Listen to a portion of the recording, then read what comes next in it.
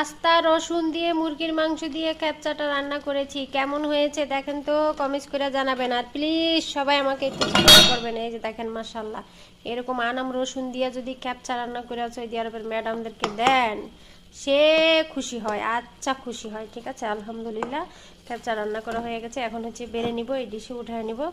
তো বেড়ে নেই, দেখতে থাকেন। হ্যাঁ, তো প্লিজ সবাই আমাকে একটু একটু করে সাপোর্ট করেন। আপনারা এত কিপটামি করেন কেন? এত কিপটা কেন? একটা সাপোর্ট করলে কি হয়? একটু লাইক কমেন্টস করলে কি হয়? আপনার একটা লাইক কমেন্টসে কি আমি একটা বাড়ি গাড়ি করে লামু? সেই হিংসা করে মনে হয় কমেন্টস লাইক করেন না, তাই না? আর ভিডিও শেয়ার করেন না।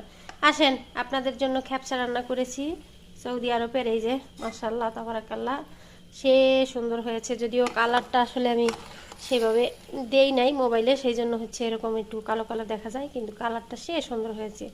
ঠিক আছে, তো চেষ্টা করব ভিডিওর পরে কালারটা ঠিক করে দিতে। যদি হয় তাই তো হবেই, না হইলে